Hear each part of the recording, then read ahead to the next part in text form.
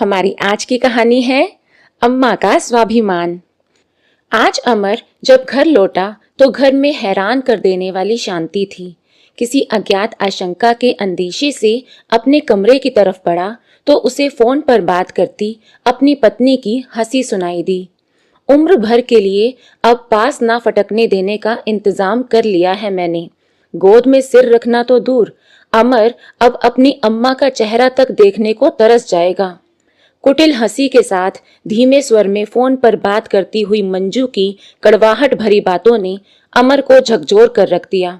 कुछ देर तक उसे समझ ही नहीं आया कि हो क्या रहा है, लेकिन जैसे ही उसकी आंखों से पर्दा हटा उसे समझ आ गया कि उसकी पत्नी मंजू ने उसकी अम्मा को घर से निकालने के लिए साजिश रची है। तो दो झन्नाटेदार थप्पड़ अपनी पत्नी के चेहरे पर रसीद कर दिए अमर ने। उसने तय कर लिया कि वह किसी भी हाल में अपनी अम्मा को कहीं जाने नहीं देगा। अपने कमरे के एक बैग में अपने कपड़े रखती हुई अम्मा के पैरों में जाकर गिर गया। रोया, गिड़गिड़ाया, हाथ जोड़े, लेकिन अम्मा नहीं मानी। दयनीय बनकर रहना शुरू से ही अम्मा की फितरत में नहीं था। सो अपने आत्मसम्मान की रक्षा करते हुए अम्मा चली गई वृद्धाश्रम में रहने। अम्मा के जाने के बाद उनके तकिए के नीचे से एक लिफाफा मिला। लिखा था, आखिर क्यों एक इंसान अपने आप को परिवार रूपी माला में पिरोता है? केवल इसलिए ना ताकि हर सदस्य एक दूसरे के सुख दुख का साथी बन सके। लेकिन जब वक्त और विचारों के परिवर्तन से परिवार रूपी माला टूटने लगे तो अकेले मोती की तरह लुढ़कने की बजाय वहां से निकल जाना ही बेहतर होता है। मालूम है मुझे अमर कि इस समय तेरी आंखों में आंसू होंगे, लेकिन मेरे पास केवल यही एक रास्ता था तेरी गृहस्थी को बचाने का। एक माँ के दिल के तार अपने बच्चों के दिल से जुड़े होते हैं, और जब ये तार हिलने लगे तो हमें पता चल जाता है कि किसी ने हमें याद किया। और जिस पल हमें ये महसूस होगा हम जरूर मिलेंगे। तुम सब लोग अपना ख्याल रखना। तुम्हारी अम्मा। पत्र के पिछले हिस्से पर अम्मा वृद्धाश्रम का पता भी लिखकर रख गई थी।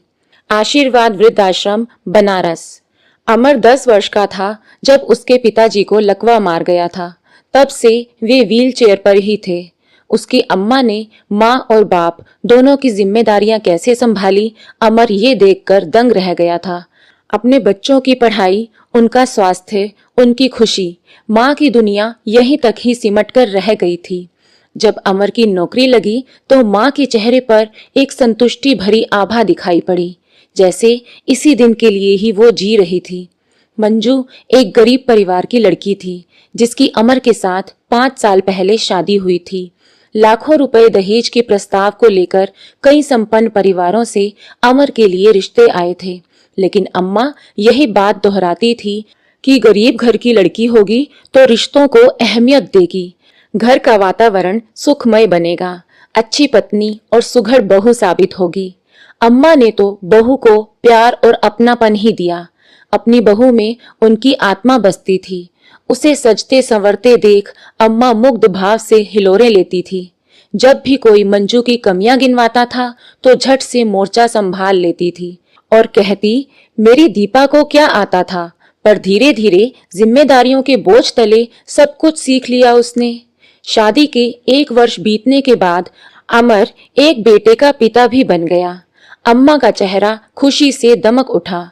प्यार से गोपाल कहकर पुकारती थी अम्मा उसे। 40 दिन तक अम्मा ने अपनी बहू को बिस्तर से उठने तक नहीं दिया था। अम्मा ने अपनी बेटी दीपा को भी बुला भेजा। ननद भौजाई गप्पे मारती थी और अम्मा चौका संभालती। अम्मा, अब तो महीना होने को आया, मेरी सास ने तो 11 दिन में ही मुझे खड़ा कर दिया था। दीपा के कहने पर अम्मा झट से बोली, तेरे ससुराल में होता होगा ऐसा। अगर मैं थोड़ा बहुत काम कर लूंगी तो मेरा शरीर घिस नहीं जाएगा, और फिर संयुक्त परिवार तो इसी का नाम है कि जरूरत पड़ने पर एक दूसरे के काम आए। अम्मा तो अम्मा, बाबूजी को भी अपनी बहू पर बहुत नाज हुआ करता था, लेकिन बाबूजी की मृत्यु के बाद काफी कुछ बदल गया। उनकी मृत्यु से लेकर 13वीं तक अम्मा टूट कर थक चुकी थी। हालांकि उनका बेटा उनका बेहद ध्यान रखता था, लेकिन आने जाने वाले रिश्तेदार उन्हें बहू से संभल कर रहने की चेतावनी जरूर दे जाते थे कि पति के जाने के बाद पत्नी का सब कुछ छिन जाता है। पर अम्मा तो अम्मा ठहरी। उनकी बातें सुनकर अम्मा कहती, जितने मुंह उतनी बातें। मैं ऐसी नकारात्मक सोच से अपने परिवार का वातावरण खराब नहीं होने दूंगी। लोगों की आवाजाही बंद हुई तो अम्मा पुरानी दिनचर्या पर लौट आई। अपने पोते गोपाल के साथ उसी तरह हंसती खेलती, घर का कामकाज भी करती, लेकिन रात के 9 बजे ही अपने कमरे का दरवाजा बंद करके सो जाती। अमर अच्छी तरह समझता था कि 12 बजे तक जगने वाली अम्मा कभी 9 बजे सो ही नहीं सकती। एक रात जब अमर ने अम्मा के कमरे की बत्ती जगती देखी तो उनके कमरे में चला गया। बाबूजी की लिखी डायरी पढ़ते पढ़ते अम्मा रोती जा रही थी। अमर को देखते ही ठिठक कर बैठ गई। तू सोया नहीं अभी तक? आप नहीं सोए तो मैं कैसे सो जाऊं अम्मा? इस तरह तो आप बीमार हो जाएंगी, अमर ने चिंतित स्वर में कहा। अच्छा है ना, तेरे बाबूजी के पास चली जाऊंगी। बेशक तेरे बाबूजी व्हीलचेयर पर बैठे रहते थे, चलने फिरने से लाचार थे, लेकिन उनका साथ ही बहुत बड़ा सहारा था मेरे लिए। उनके जाने के बाद अब मेरे जीने का मकसद ही क्या रह गया है? सब कुछ तो दे दिया तेरे बाबूजी ने मुझे, इतना मान सम्मान और इज्जत भरी जिंदगी। अब तो कोई शिकायत नहीं है मुझे। तुम अपनी गृहस्थी में रम गए हो, पोते का मुंह देख लिया। अब तो एक एक दिन तेरे बाबूजी के बिना भारी सा लगता है। ऐसा मत कहो अम्मा, कभी सोचा है मैं कैसे रह पाऊंगा आपके बिना? कहते हुए अमर की आंखों से आंसू आ गए, लेकिन उन आंसुओं के टपकने से पहले ही अम्मा ने उन्हें अपने आंचल में समेट लिया। अम्मा को अकेलापन महसूस ना हो, इसलिए अमर ने अपने बेटे गोपाल को भी अम्मा के पास ही सोने को कहा। अब अम्मा भी अपना दिल बहलाने के लिए गोपाल को स्कूल बस तक छोड़ आती थी और उसे ले भी आती थी। अमर सभी काम अम्मा से पूछकर ही करता था। एक दो दिन छोड़कर दीपा भी अम्मा से मिलने आ जाया करती थी। इस तरह घर का माहौल बदलने लगा था, लेकिन अब मंजू को हर पल लगने लगा था कि उसकी जगह उससे छिनती जा रही है। पति का जरूरत से ज्यादा अपनी अम्मा के साथ लगाव उसे जरा भी पसंद नहीं था। आते जाते अमर को एक ही उल्हाना देती रहती, तुम्हें तो अपनी माँ के अलावा और कोई नजर ही नहीं आता। इस पर अमर कहता, कुछ ही समय की बात है मंजू, जैसे जैसे समय बीतेगा अम्मा को भी बाबूजी के बिना रहने की आदत हो जाएगी। दिया बाती की तरह हुआ करते थे अम्मा और बाबूजी। जरा सोचो कितनी अकेली हो गई होंगी अम्मा बाबूजी के जाने के बाद। अरे पिताजी तो मेरे भी गुजरे थे, तब तो 4 दिन की औपचारिकता निभाकर अपने घर चले आए थे आप, और यहाँ 2 महीने से ऊपर हो गए, अभी तक अम्मा को सिर पर बिठाए हुए हो। ऊपर से आपकी बहन अलग से धमक पड़ती है यहाँ। अमर ने उस समय उसे चुप करवा दिया, लेकिन पास के कमरे में बैठी अम्मा ने सब कुछ सुन लिया। उसके तन बदन में आग सी लग गई। सोचने लगी कि सुहाग उनका उजड़ा, वैधव्य उन्हें मिला। ना आज तक उन्होंने किसी से कुछ मांगा और ना ही कभी कोई गिला शिकवा किया। फिर कैसे उनकी बहू के मन में उनके लिए इतनी कड़वाहट आ गई? क्यों उसे सारी समस्याओं की जड़ में मैं ही नजर आती हूँ? इसके बाद अम्मा ने एक अहम फैसला लिया। वो हर रोज शाम को सत्संग पर निकल जाती, कुछ देर प्रवचन सुनती, हम उम्र औरतों के साथ बैठती और फिर वापस आ जाती। लेकिन शाम को जब भी अमर अम्मा के कमरे में जाता तो अम्मा को ना पाकर मंजू से सवाल करता, तो इस पर भी मंजू चिढ़कर बोलती, और कुछ काम धंधा तो है नहीं, तो रोज शाम को उठकर घूमने निकल पड़ती हैं। एक शाम को जब अम्मा घर लौटी तो घर कुरुक्षेत्र का मैदान बना हुआ था। मंजू बुरी तरह से चीख रही थी, मेरी तो किस्मत फूट गई इस घर में रहकर। कुछ पैसे अपने शौक के लिए भी खर्च करना चाहूं तो वो भी नहीं मिलते। बेटे की जिम्मेदारी है, इसलिए नौकरी भी नहीं कर सकती। अगले दिन अम्मा ने मंजू को प्यार से समझाया कि अगर तुम्हारी इच्छा है तो तुम नौकरी कर लो, गोपाल को मैं संभाल लूंगी। 4 पैसे घर में आएंगे तो तुम अपने शौक भी पूरे कर लेना। उसके बाद मंजू ने नौकरी करनी शुरू कर दी। घर का काम और बच्चे की देखभाल अम्मा कर लेती थी। फिर कुछ समय बाद एक दिन अम्मा के हाथ में एक कागज थमाते हुए अमर बोला, माँ, बाबूजी के इंश्योरेंस के 5 लाख रुपए मिले हैं, तो मैंने इसकी एफडी करवा दी है आपके नाम। इसे आप अपने पास संभाल कर रख लो। इस पर अम्मा ने कहा, अरे बेटा, मैं क्या करूंगी इतने पैसों का, तुम ही रख लो ये कागज अपने पास। नहीं अम्मा, पैसा तुम्हारा है, सुख दुख में तुम्हारे काम आएगा, तुम रखो। मंजू ने सुना तो अपना माथा पीटना शुरू कर दिया और अमर को आड़े हाथों लेते हुए बोली, राजी खुशी जब अम्मा तुम्हें अपनी जमा पूंजी सौंप रही थी तो ली क्यों नहीं तुमने? अब तो तुम्हारी अम्मा सारी उम्र इस पैसे पर कुंडली मारकर बैठी रहेगी। इस पर अमर को भी गुस्सा चढ़ गया। दोनों के झगड़े की आवाजें अम्मा के कमरे तक आ रही थी। आंसुओं से भरी आंखें लिए अम्मा सोच रही थी कि आखिर ये सब हो क्या रहा है मेरे घर में। उसके बाद तो ऐसी स्थिति आ गई कि अम्मा फूटी आंख नहीं सुहाती थी मंजू को। अम्मा के हर काम में मीन मेख निकालना, हर छोटी बात पर रूठना, हर किसी की बात को काटने जैसी बातें मंजू के व्यवहार का हिस्सा बनती चली गई। बाबूजी को गए जब 1 बरस बीत गया तो ब्राह्मण भोज का आयोजन किया गया। अत्यधिक तनाव की स्थिति में रहने के कारण अम्मा के घुटनों में दर्द होने लगा था। सारा खाना मंजू को ही बनाना पड़ा। खाना बनाने से संबंधित अम्मा कोई सलाह देने लगती तो मंजू उन्हें घूर कर देखने लगती। उस समय तो मंजू चुप रही, लेकिन ब्राह्मण भोज खत्म होने के बाद जब सब लोग चले गए तो मंजू ने हंगामा खड़ा कर दिया कि या तो अम्मा वृद्धाश्रम जाएगी, नहीं तो वो ये घर छोड़कर चली जाएंगी। अम्मा सोचने लगी कि जब परिवार के लोग पुराने सामान को कूड़ा समझकर फेंकने पर उतारू ही हो जाएं, तो भलाई इसी में है कि उस सामान को किसी सुरक्षित स्थान पर पहुंचा दिया जाए। शायद वो सामान किसी और के काम ही आ जाए। सोचते हुए अम्मा ने अपनी जिंदगी का सबसे बड़ा फैसला कर लिया था। बेटा, अब मेरी जिंदगी बचे ही कितनी है, मेरे लिए तू अपनी गृहस्थी में दरार मत डाल। अमर के घर लौटने पर अम्मा ने गंभीर स्वर में बोला था।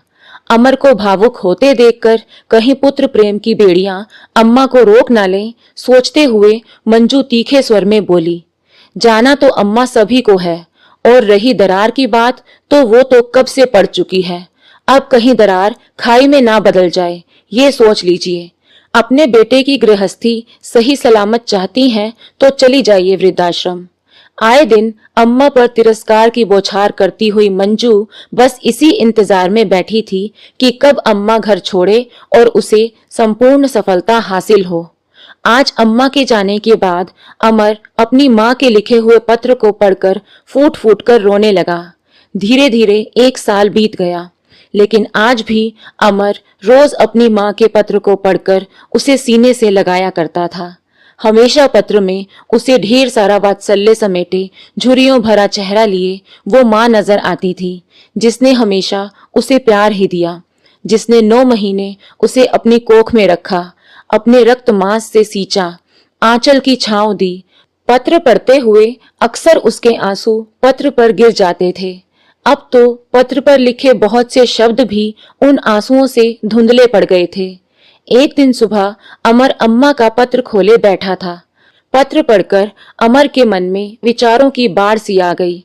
मंजू चाय लेकर अंदर आई तो अमर ने चाय पीने से मना कर दिया।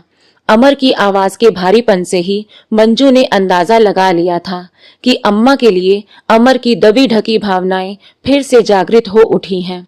मंजू ने उसे कुछ कहना चाहा, लेकिन उसकी बात काटते हुए अमर ने कहा, मैं माँ से मिलने बनारस जा रहा हूँ।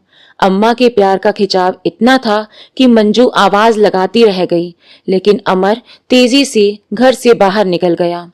ट्रेन की सीट पर बैठे अमर के सामने फिर से वो दृश्य जीवंत हो उठा, जब मंजू ने उसकी अम्मा को इतना अपमानित किया था कि वो अपना सामान बांधकर घर से जाने के लिए बाध्य हो गई थी। वृद्धाश्रम 1 घंटे की दूरी पर था। रास्ते में स्टेशन पर उतरकर उसका मन हुआ कि 1 कप चाय पी ले। वृद्धाश्रम में पता नहीं चाय मिलेगी भी या नहीं, तो तुरंत ख्याल आया कि माँ तो बार बार चाय पिया करती थी। जब वो पढ़ता था तो रात में उसके साथ जगी रहती थी और हर 1 घंटे बाद उसके लिए कड़क चाय बनाकर ले आती थी। विचारों में डूबता उतरता अमर आश्रम के विशालकाय गेट के सामने आ खड़ा हुआ। वृद्धाश्रम को देखते ही ना जाने उसे क्यों लग रहा था कि उसकी अम्मा यहाँ पूर्ण रूप से सुरक्षित है। अंदर जाकर देखा तो अम्मा अपने कमरे में बैठी एक बच्चे के साथ लाड प्यार कर रही थी। अमर को देखते ही उसकी आंखें भर आई और प्यार भरे लहजे में बोली, अकेले ही आया है? मेरी बहू मंजू कहाँ है? गोपाल कहाँ है? बोलते हुए अम्मा एकाएक अपनी आंसू भरी आंखें छुपाते हुए इधर उधर देखने लगी। अमर ने अम्मा का हाथ अपने हाथों में लिया। फिर अम्मा बोली, तू बहू को काम पर जाने से रोकता तो नहीं ना? जानता है, जब बच्चे अपने पैरों पर खड़े हो जाते हैं तो औरत को एक खालीपन का एहसास होने लगता है। अपनी जिंदगी निरर्थक लगने लगती है।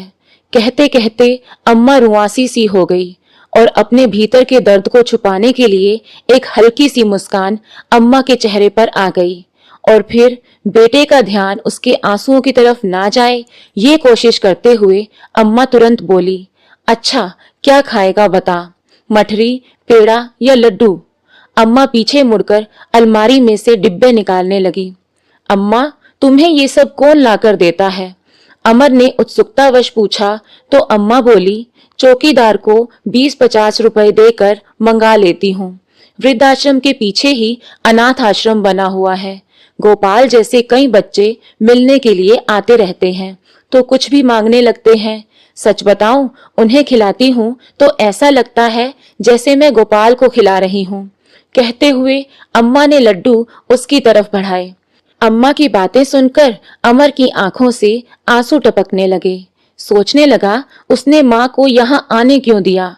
सैकड़ों बार स्वयं से पूछा गया ये सवाल आज भी उसकी अंतरात्मा को कोई संतोषजनक उत्तर नहीं दे पाया। माँ को आश्रम भेजने में मंजू की तत्परता और बेटे का घर बना रहे इसके लिए माँ का त्याग, दोनों के आगे वो कुछ न कर सका। माँ, तुम मेरे खाने पीने की चिंता मत करो, आज तो हम माँ बेटे केवल बातें ही करेंगे। लाड जताता हुआ अमर बोला और अपनी माँ की गोदी में सिर रख दिया। उसके बार बार मना करने के बावजूद अम्मा उसके सिर में तेल लगाने बैठ गई। पूछने लगी, मंजू कैसी है? मेरा बाल गोपाल कैसा है? सवाल करते करते अम्मा के स्वर का गीलापन साफ साफ पकड़ में आ रहा था। अमर खुद को फिर से कटघरे में खड़ा पा रहा था, परंतु दूसरी तरफ ही ममतामयी स्पर्श उसे और सुकून दिए जा रहा था। उसका मन हो रहा था कि माँ की गोद में ही सिर छुपाकर फूट फूट कर रो पड़े। मंजू तो पराई थी, पर वो तो अम्मा का बेटा था। अपनी गृहस्थी बचाने के लिए उसने इतनी बड़ी कीमत कैसे चुका दी? क्या उसकी गृहस्थी इतनी कीमती थी कि उसकी बूढ़ी माँ का वात्सल्य भी उसके आगे छोटा पड़ जाए? माँ की गोद में सिर रखकर उसे इतनी शांति मिली कि उसे समय का पता ही ना चला। थोड़ी देर बाद घड़ी देखी तो वह उठ खड़ा हुआ। भारी मन से बोला, अच्छा माँ, मैं चलता हूँ। अमर की ये आवाज सुनते ही अम्मा के मन में एक हुक सी उठी, लेकिन वो अमर के सामने कमजोर नहीं पड़ना चाहती थी, इसलिए एक प्यारी सी मुस्कान के साथ उसे विदा किया। आश्रम के पास ही गंगा का घाट था। अपने आप को असहाय पाकर अमर अंदर ही अंदर तनाव महसूस कर रहा था। सो कुछ देर गंगा किनारे बैठ गया। मन ही मन एक ही बात सोच रहा था, काश वह कुछ कर पाता। इतना बड़ा ब्रह्मांड, आकाश, तारे, नक्षत्र, सूर्य, चंद्रमा सब अपनी धुरी पर अपना दायित्व निभाते रहते हैं। कमाल का समायोजन है। फिर हम मानव ही इतने असंतुलित क्यों हैं? सोचते हुए अमर के मन में अजीब सी बेचैनी पलने लगी थी। कई बार सोचा कि वह कुछ बोलता क्यों नहीं, अपनी आत्मा पर बोझ लेकर क्यों जिंदा है? क्या माँ के प्यार का यही सिला दे रहा है वो? सोच ही रहा था कि एकाएक छपाक की आवाज आई और किसी औरत की चीख सुनाई दी, बचाओ, मेरा बच्चा डूब रहा है, कोई तो बचाओ। बेचैन माँ की हृदय विदारक चीख सुनाई पड़ते ही अमर अपने विचारों से बाहर आ गया। तब तक उस बच्चे को बचाने के लिए माँ भी उसके पीछे नदी में डुबकी लगा चुकी थी। ना माँ का पता है, ना बच्चे का। 3-4 लोग पानी में संघर्ष करते दिखाई पड़ते हैं। थोड़ी ही देर में बच्चा तो ढूंढ लिया गया, लेकिन माँ नहीं मिली। लगता है बच्चे को बचाने की जद्दोजहद में माँ ने जल समाधि ले ली। लोग चीखने लगे, बेचारा बच्चा अनाथ हो गया। माँ को तैरना नहीं आता था तो कूदी क्यों, बेचारी डूब गई। ये दृश्य देखते ही अमर के मन में दिल चीर देने वाला ख्याल आया कि अगर वो डूब रहा होता तो उसकी माँ भी यही करती। लेकिन वह खुद कायर की तरह अपनी पत्नी के हाथों की कठपुतली बना रहा, केवल इसलिए कि घर की शांति भंग ना हो। बड़े बुजुर्ग तो घर की नींव होते हैं, बिना नींव के भी घर टिका है क्या कभी? एक पल में उसने निश्चय कर लिया, अब चाहे जो हो जाए वो अपने घर की नींव को मजबूत बनाएगा। तो फिर उसका घर आंधी तूफान सब कुछ झेल लेगा। सोचते ही वह सदे कदमों से अपनी माँ को अपने साथ वापस घर ले जाने के लिए आश्रम की ओर चल पड़ा। जैसे ही आश्रम में माँ के कमरे की तरफ बढ़ा तो सामने का दृश्य देखकर उसके पैरों तले जमीन खिसक गई। मंजू अम्मा के चरणों में बैठी थी। माँ, अमर से तो मैंने बहुत गुजारिश की थी कि एक बार मुझे माँ से मिलना है, पर वो नहीं माने। मानते भी कैसे? मेरे दुर्व्यवहार के कारण तो आपको बेघर होना पड़ा था। मैंने हरकत भी तो ऐसी ही की थी। मेरे प्रति उनका विश्वास ऐसा टूटा जिसे मैं आज तक कभी वापस ना पा सकी।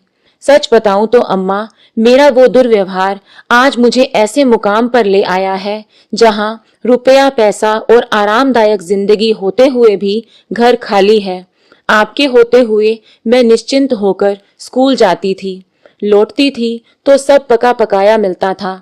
अहम की अग्नि में राख हुई मैं ये भी नहीं जान पाई कि जो आनंद गोपाल को आपके साथ मिलता है वो महंगे खिलौनों में कहाँ मिलेगा।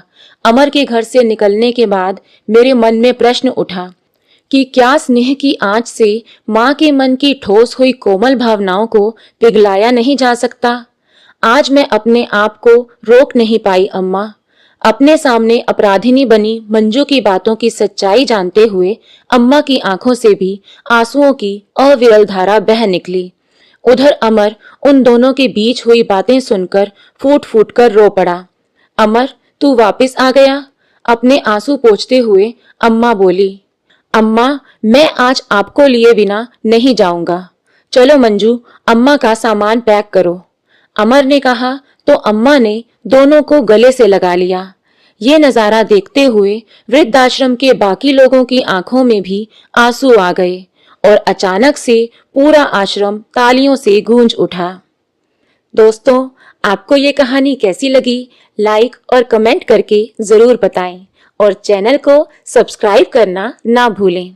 मिलते हैं एक नई कहानी के साथ। बहुत बहुत धन्यवाद।